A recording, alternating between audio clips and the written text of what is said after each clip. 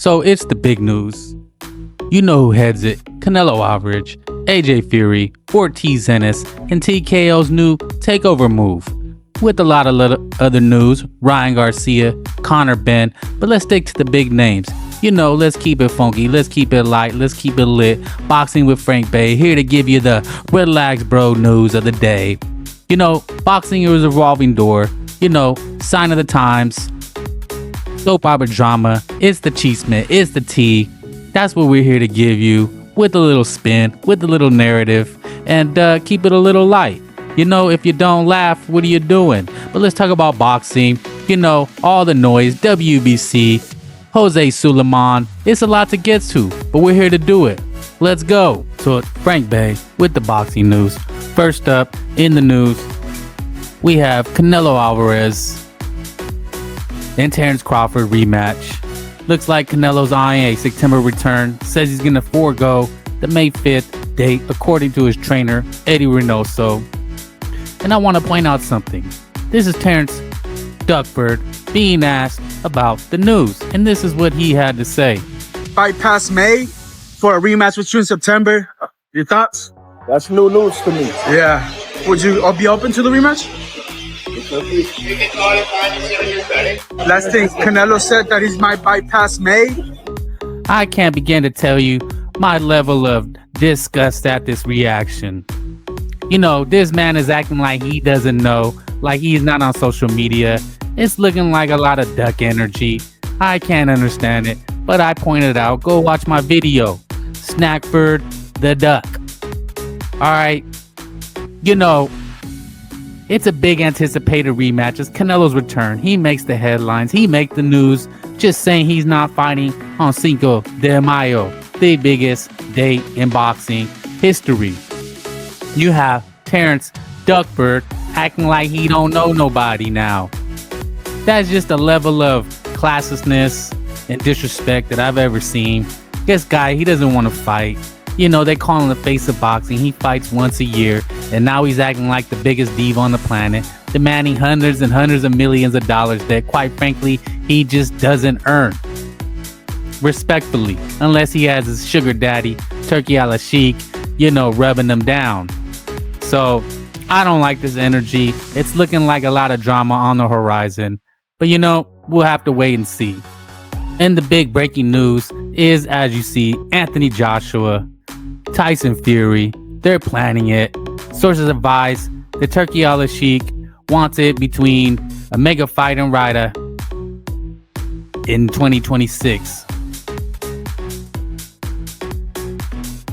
So as you see, massive breaking news. Sources have advised the ring that a highly anticipated showdown between former heavyweight champions Fury, Joshua headline a Ryder season mega event 2026.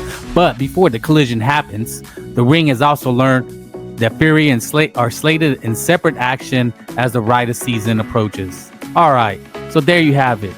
Now, I don't like this. Like we've seen it before, they tried to set up Wilder and Joshua before, and we've seen Wilder shit the bed. This is the type of thing, you know, in boxing we see all the time. It's a double dipping, you know, and they try to do it, and it always fails. Well, not always, but most of the time.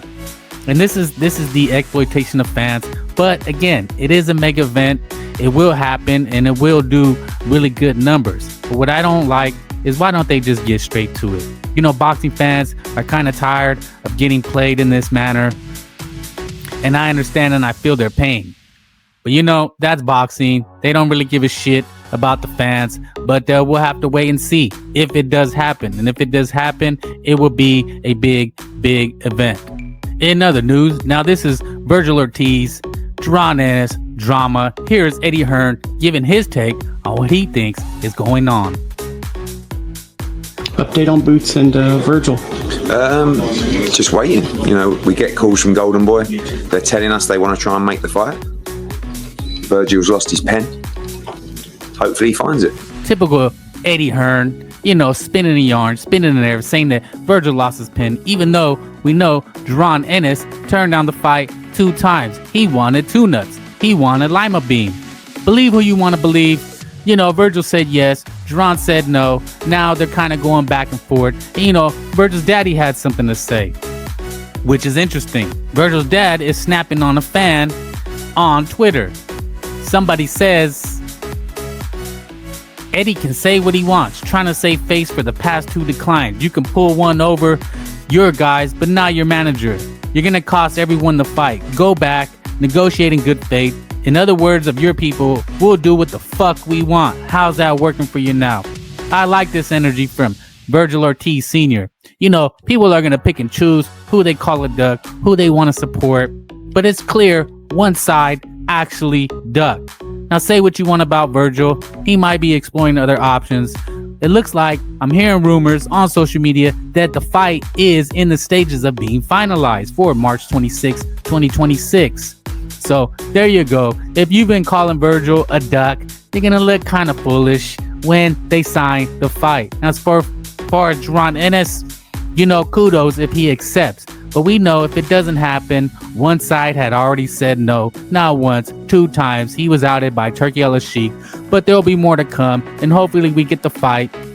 It'll be a big and mega fight, and most likely pay-per-view. And in a final bit of somewhat, you know, casual news, but I think it has a big impact. TKO is planning on having uniforms for their fighters, a home team, a road team, and I think this is very bad. This is a disgusting move. It just moves to the idea that TKO really is trying to take over in a corporate manner. You know, it works for sports like the MLB and the NFL, but in boxing, the uniqueness is the racial, national aspects, the flags, the anthems, and we've seen Turki Al-Sheikh not do the anthems with the Canelo Crawford. All right, that is deliberate.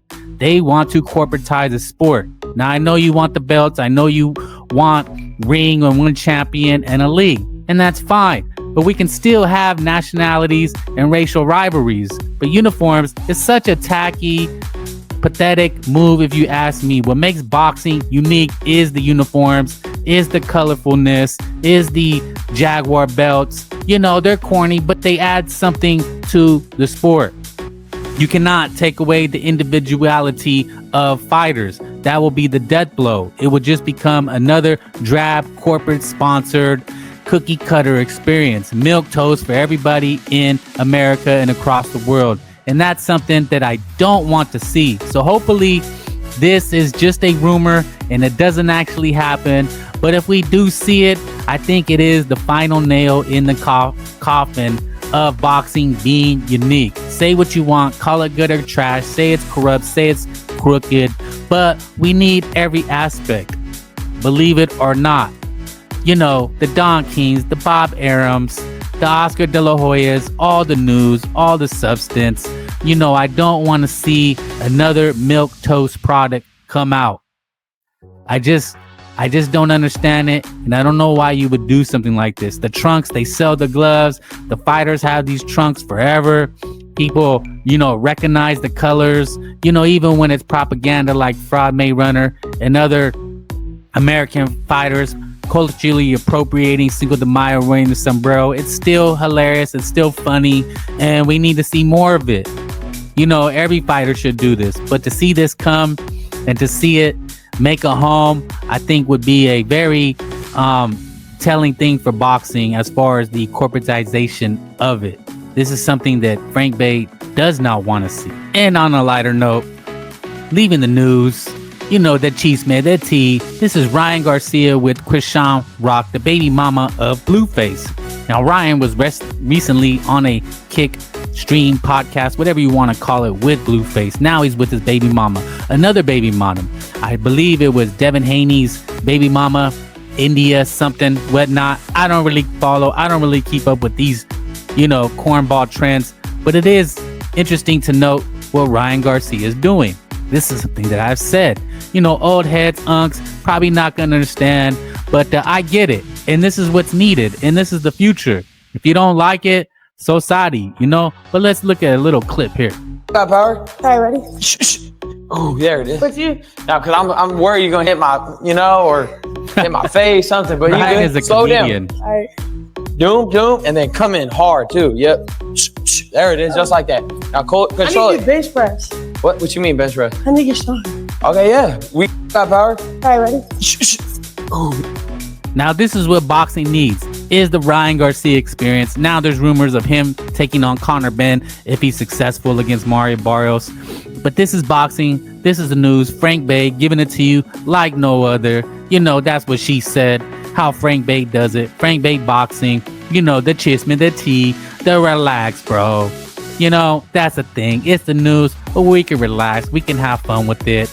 It's a lot of big fights, you know, and in between, you have it every day. Boxing will never leave you. Lord Chilaquiles, Frank Bay. Like and subscribe and watch my other videos. Remember, all I'm offering is the truth, nothing more.